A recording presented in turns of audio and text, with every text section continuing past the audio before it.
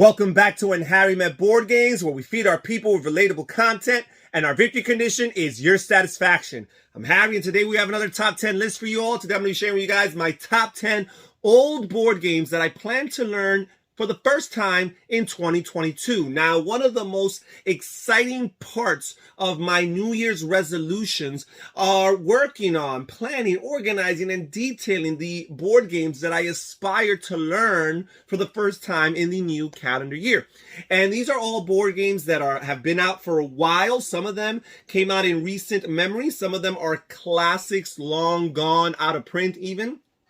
But they are all new to me, and I'm very excited about learning them this year. So without any further ado, let's get straight into my list. My number 10 older board game that I plan to learn for 2022 is Mansions of Madness. And in particular, this is the first edition of the game. This game is out of print. It has basically been replaced by Mansions of Madness second edition, which basically makes the game a fully cooperative game by implementing an app that allows the overlord side of the game to be taken care of, and all of the upkeep and maintenance that takes part from that side of the game is taken care of by the app. But this, the original edition by Corey Kineska, was actually a one versus all type game where a group of players took on the side of the investigators, and one player basically took the side of the overlord, the bad guy, who basically managed all the different monsters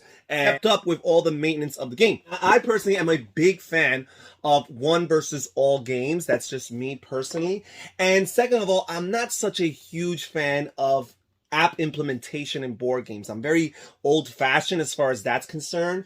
At the same time, I am open to playing and learning Mansions of Madness second edition as well. But for now, I'm very excited about learning first edition, teaching this to my nephews and niece. And I'm very excited about taking on the role of the Overlord. Now, there's not as much content for Mansions of Madness first edition as there is for second edition, but there's a good amount of expansions out there, albeit they are out of print, so people are selling them from an arm and a leg. But I was able to get this first edition copy at a really good price, in really good condition, and I hope to add additional content if I enjoy it, and I have a pretty good idea that I will. So that is my number 10 board game that I'm excited to learn in 2022, Mansions of Madness first edition. Now we move on to my number 9 older board game that will be new to me in 2022, and that's this game right here, the Heroes of Tenefir. And this is a game that I had been eyeing for a while. This is a game that really hard to find. I think there was a Kickstarter on this a few years back, and I'm not sure if the publisher has this game readily available. So I'm always looking to find a copy either on Board Game Geek or on eBay. And I was able to find this brand new, still in shrink wrap copy and win it in an auction. It's always exciting to win an auction. But the most important part was that I got it for a really, really good price. And Heroes of Tenefir is basically a fantasy-themed dungeon crawl style board game in card form. Actually, it's a deck building game, and I am a big fan of deck building. I'm a big fan of fantasy themed games, and I love the idea of kind of implementing this dungeon crawl fantasy adventure style of game through the use of the deck building mechanism, and that's exactly what this game here does. It also plays from 1 through 4, so it is a great solo game from what I hear. And as the years go by, I do tend to become more of a solo gamer. I find that I get to play at a frequency that I'm more satisfied if I'm not necessarily dependent on finding a group of players or one other player to play with. I also become a little bit more immersed in the experience and take my time immersing myself in whatever world or universe the game presents. So I'm excited about adding a game that will add to my solo experience here. And again, the fantasy theme, the deck building mechanism, really, really excited. My number 9 board game that I'm going to learn in 2022, Heroes of Tenefir. And now we move on to my number 8. And I do not have a copy of this game as of yet. This game was on Kickstarter in 2021. And I hope for the retail version of this game to be available soon, because as soon as it's available, instantaneously, I am purchasing that. My number 8 board game that I'm going to learn in 2022 is Tiny Epic Dungeons. And if you've been following this channel for a while, you know that I'm a big fan of the Tiny Epic series. Quite often, I am covering and discussing these games and including them in my top 10 list. And I am so excited about Tiny Epic Dungeons. It just makes sense for this lineage of games to finally have a full-blown dungeon crawl style game within its catalog. We have so many of these other fantasy-themed games within the Tiny Epic line of games. You have Tiny Epic Quests, you have Tiny Epic Defenders, you have Tiny Epic Tactics. And while these games are all cool, really neat, none of them are a dungeon crawl game. But according to the hype here, Tiny Epic Dungeons will be just that. A player takes on a hero, a character, and they go through quests and adventures within a dungeon. Really, really excited to see how that is implemented. Scott Alms and Gameland Games have never failed me. I mean, I'm really not a big fan of the first game, Tiny Epic Kingdoms, but aside from that, they have not failed me. I've really appreciated all the Tiny Epic games, obviously some more than others, and I'm highly anticipating this game and hope for it to be among the some and not the others. I really think there's a good chance that this might be my favorite Tiny Epic game. Fingers crossed, we'll see. My number 8 board game that I plan to learn in 2022, Tiny Epic Dungeons. And now we move on to my number 7. And my number 7 older board game that I plan to learn in 2022 is The Seventh Continent. Now, not too long ago, there was a Kickstarter for its sequel, The Seventh Citadel, which, as far as what I'm hearing, basically solves the criticism that a lot of people have about Seventh Continent, which is that you're not able to, I guess, directly interact with the universe that this game creates as much as people would like. And Seventh Citadel will supposedly resolve that. Now, Seventh Continent, I've heard so many good things about this as a immersive experience, a narrative-driven, thematic experience. Also, I heard that it plays really well solo, and as I alluded to earlier in Heroes of Tenefir, that's something that I tend to gravitate a little bit more towards nowadays. Back in the day, I wasn't really very keen to playing solo. Now, most of my gaming is done solo, so when I see that games have a solo option, a solo variant, or even a fan-made solo variant, that increases that game's worth in my eyes. But here, this game here, I'm really excited. Apparently, there's hundreds upon hundreds of hours of content in this game. You can continue to just lose yourself in this universe. So I'm really excited about playing it. There's nothing here on the back cover, so I don't know what that means. But again, I've heard a lot of good things. It ranks really high on Board Game Geek. So my number 7 board game that I'm hoping to learn in 2022, Seventh Continent. My number 6 board game that I'm hoping to learn in 2022 is Role Player. And now Role Player has been out for a few years now, and as a matter of fact, they just recently released a Role Player's Adventures game, which was a way of taking your role player characters that you create and generate and actually take them on actual adventures. Now, the original product here, Role Player, basically is a dice allocation game where you're rolling dice and then you're placing them in this grid to create your character from scratch. So basically, it takes the game before the game experience from a typical RPG style game a la Dungeons & Dragons, where players are just rolling dice in order to determine the different stats and abilities of their heroes or their characters. It takes that process and actually makes it a full-blown game. So I find that to be really cool, really neat, and really fascinating. And you're rolling these dice and you're placing them here, and it's really cool because you can use these characters in actual RPG experiences if you want to in the future. And also now you can use these characters in your plays of Role Player Adventures, the new product or the new game that came out not too long ago. Also, in future years, they released different expansions. I think Monsters and Minions, Friends and Familiars. And these are basically additional expansions that add additional features of gameplay to this and basically give you bad guys that you could actually face off and fight with your newly created characters. I'm really excited about this game, the fantasy theme, the fact that it plays well solo from what I hear. Again, a reoccurring theme on this list is that games that play well solo are going to rank higher. I mean, there's lots of games that I plan to learn in this calendar year, but not all of them are going to make it to this top 10 list. But I think a lot of these games, because they feature a solo mode, and from what I hear, a pretty solid solo mode, they're going to rank pretty high on my list of older games that I'm trying to learn in 2022. In particular, my number 6 is Role Player. Now we move on to my number 5. We're going to get to the top 5, guys, the cream of the crop. These are the 5 games in 2022 that I'm most excited about learning. My number 5 is Gloomhaven, Jaws of a Lion, and I'm very excited about this one. And some people might wonder why it's as low as number 5 for me, or why I haven't played this game to begin with. First of all, this is going to be my first Gloomhaven product that I've ever played. And for those who are not familiar, Gloomhaven is the #1 ranked board game on BoardGameGeek.com, which is the #1 board game database on the World Wide Web. And Gloomhaven, Jaws of a Lion is actually not that far behind. I'm pretty sure it's in the top 5 as well in that ranking. So these are both massively popular games.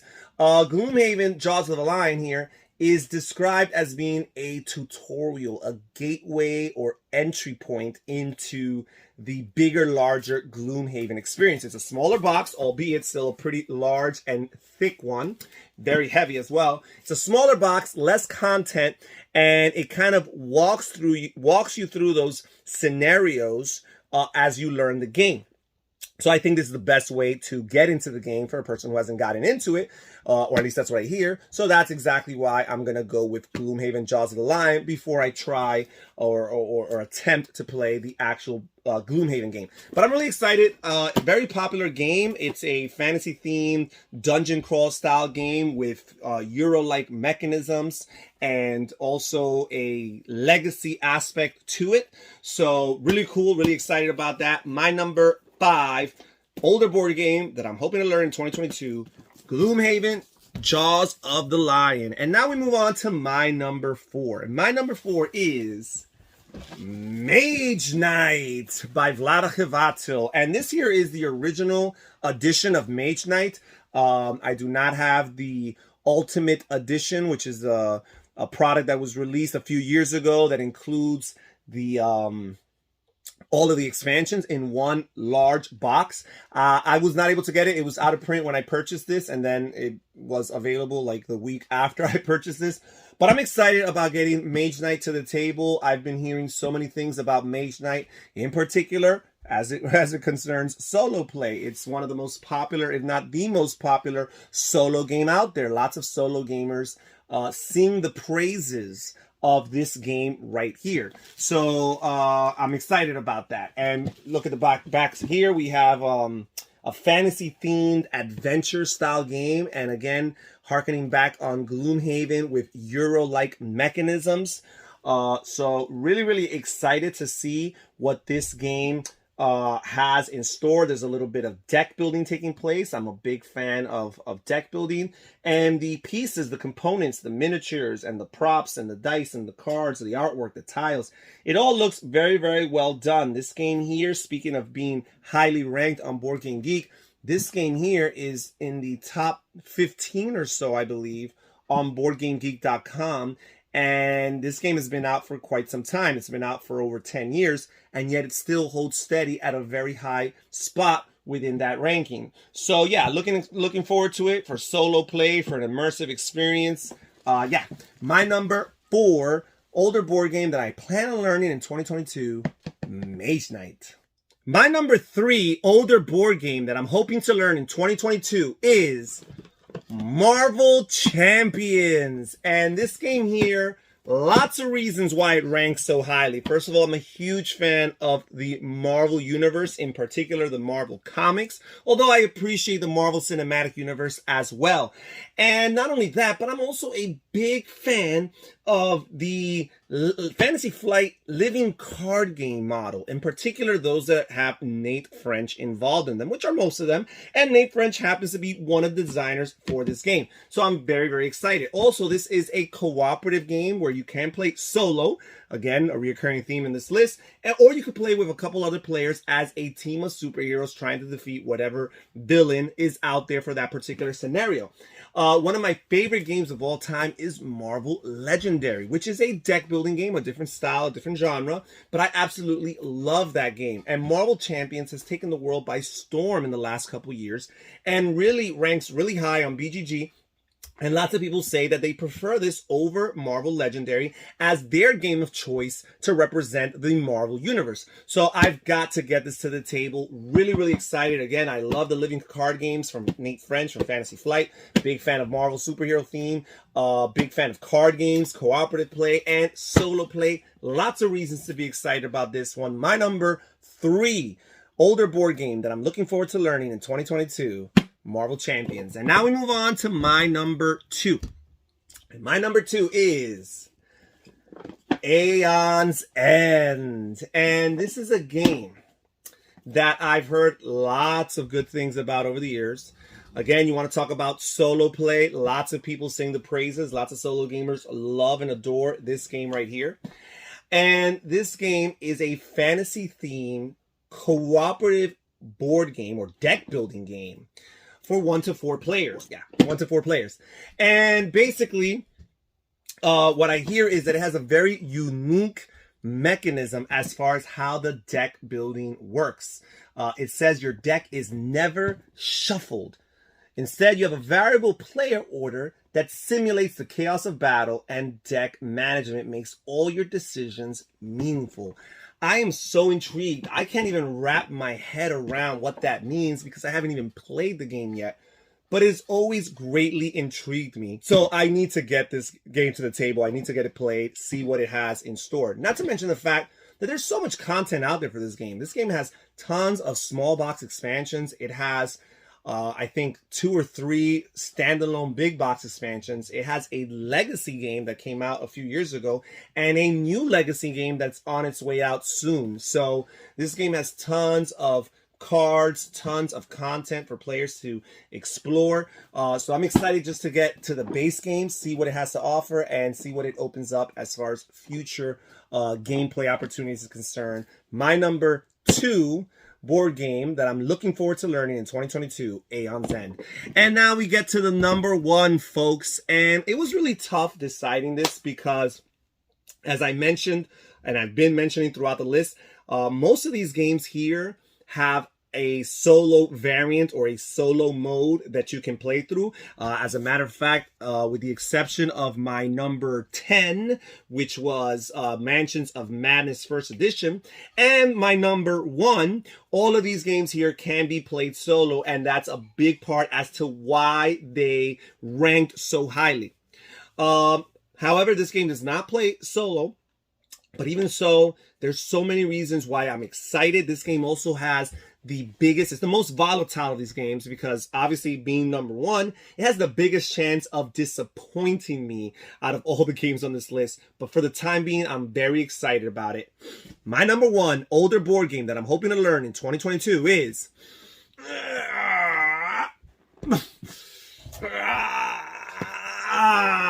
Batman Gotham City Chronicles. And I am so excited about this game for multiple reasons. First of all, I'm a big Batman fan. Although I'm not as big of a Batman fan as I am a Spider-Man or Marvel's Universe fan, I still am pretty big into Batman. And second of all, it's such a big, grandiose looking game. That alone really hypes up and increases and intensifies the level of excitement. This game here will never be available retail from what I understand. And I was able to purchase a brand new in shrink wrap copy from a user on BoardGameGeek.com for like $120 or so. And that's pretty much what the game, I believe the Kickstarter went for these two boxes here. The villains box and the main box here, and I was able to get it for a really good price because everybody that was selling this game was selling it for hundreds upon hundreds of dollars. So when I found somebody selling it for 120, I jumped on it. Now my nephews and niece, who are the people that I probably would play this game with, they are huge fans. They're much more into the DC universe than the Marvel universe. I'm more of a Marvel guy. They're more of a DC people. So I know that they would love this game. And this is a one versus all dungeon crawl style game with a Batman theme wrapped around it. As a matter of fact, if I'm not mistaken, this is a re-implementation of the Conan the Barbarian game that came out a few years back. So really excited. There's so much content out there for the game. I was also able to purchase an expansion, the Arkham Asylum expansion, from a user on BGG as well. So just so looking forward to all of this material. There's so many different heroes, so many different villains from that Arkham or Gotham universe. Just really excited. Again, it seems like it's going to be a very grandiose experience, and it's going to be one of those things that's hit or miss. Either I'm going to like it as much as I'm anticipating, or I'm probably going to feel ho-hum about it and probably want to move on from it and get rid of it from my collection. But while I'm on this side of the experience, I am very excited and looking forward to playing Batman Gotham City Chronicles, my #1 older game that I'm looking forward to playing in 2022. And that's it for today's list, folks. Thank you so much for joining us here at When Harry Met Board Games. Please comment down below. Tell me what games you're most excited to play in 2022. Perhaps it's a new release that's yet to come, or perhaps it's a classic that you want to get your hands on so badly. Also, please feel free to comment down below and tell me what you think about my selection of 10 games that I plan to learn in 2022.